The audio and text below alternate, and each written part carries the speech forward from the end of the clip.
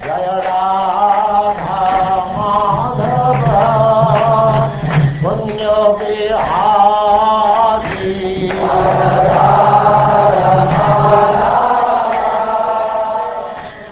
And now Chapter 7, the Puranic Literatures.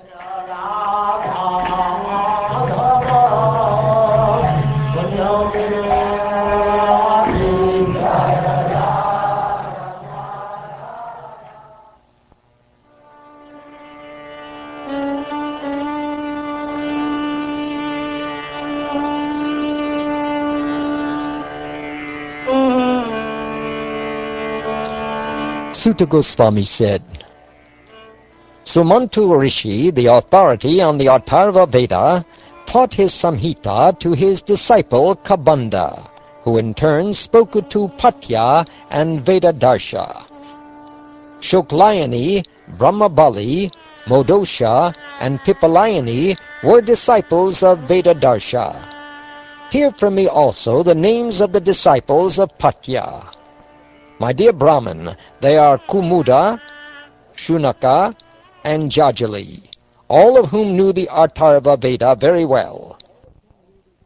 Babru and Saindavayana, disciples of Shunaka, studied the two divisions of their spiritual master's compilation of the Atharva Veda. Saindavayana's disciple, Savarna, and disciples of other great sages also studied this edition of the Atharva Veda. Nakshatra Kalpa, Shantikalpa, Kashyapa, Angiras, and others were also among the acharyas of the Atharva Veda. Now, O sage, listen as I name the authorities on Puranic literature.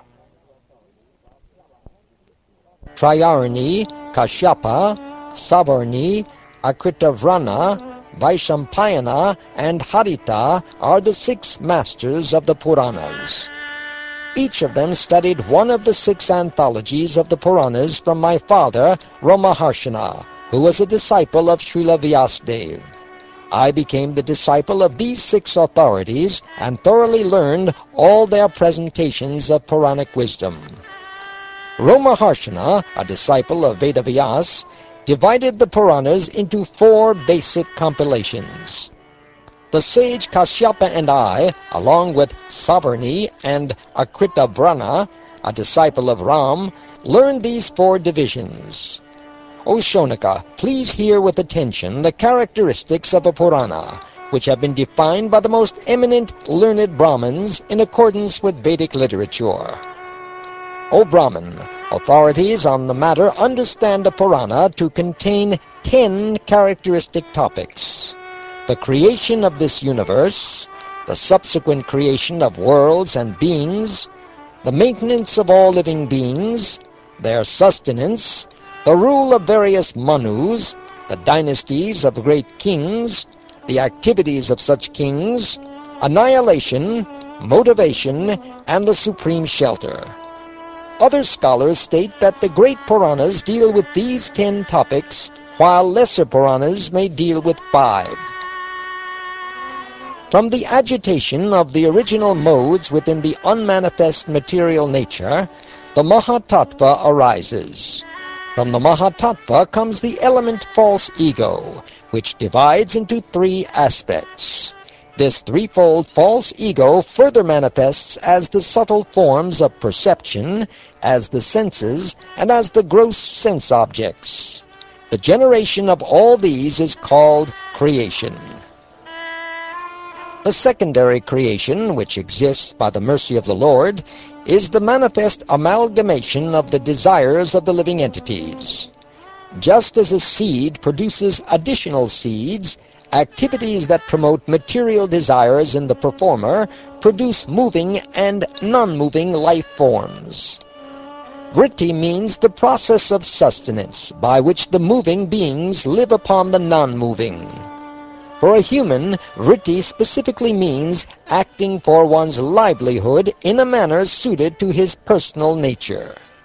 Such action may be carried out either in pursuit of selfish desire or in accordance with the law of God. In each age, the infallible Lord appears in this world among the animals, human beings, sages, and demigods. By his activities in these incarnations, he protects the universe and kills the enemies of Vedic culture. In each reign of Manu, 6 types of personalities appear as manifestations of Lord Hari.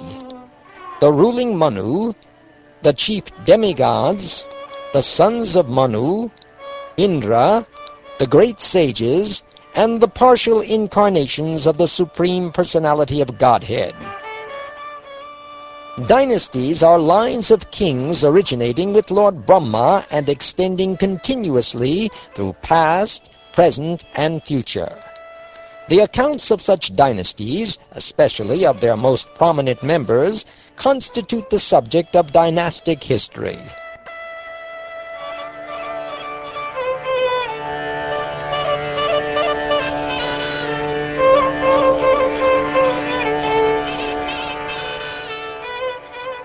There are 4 types of cosmic annihilation: occasional, elemental, continuous, and ultimate, all of which are affected by the inherent potency of the Supreme Lord. Learned scholars have designated this topic as dissolution. Out of ignorance, the living being performs material activities, and thereby becomes, in one sense, the cause of the creation, maintenance, and destruction of the universe.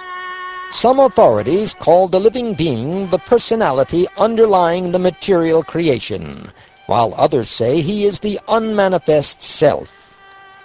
The Supreme Absolute Truth is present throughout all the stages of awareness: waking consciousness, sleep, and deep sleep, throughout all the phenomena manifested by the illusory energy, and within the functions of all living entities. And he also exists separate from all these. Thus situated in his own transcendence, he is the ultimate and unique shelter.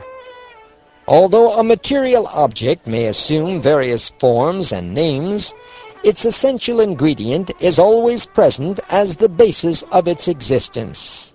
Similarly, both conjointly and separately, the Supreme Absolute Truth is always present with the created material body throughout its phases of existence, beginning with conception and ending with death. Either automatically or because of one's regulated spiritual practice, one's mind may stop functioning on the material platform of waking consciousness, sleep, and deep sleep. Then one understands the Supreme Soul and withdraws from material endeavor. Sages expert in ancient histories have declared that the Puranas, according to their various characteristics, can be divided into 18 major Puranas and 18 secondary Puranas.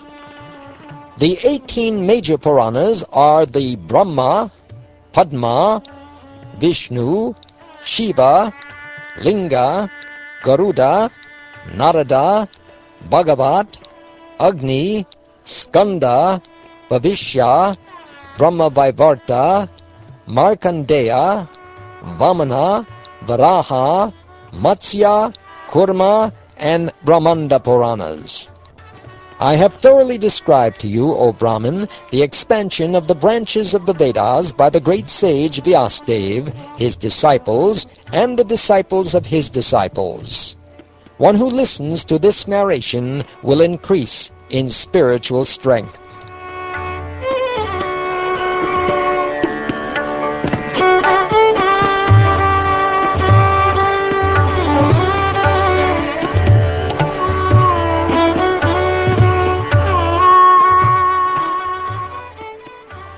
Thus ends the 7th chapter of the 12th canto of the Shrimad Bhagavatam, entitled The Puranic Literatures.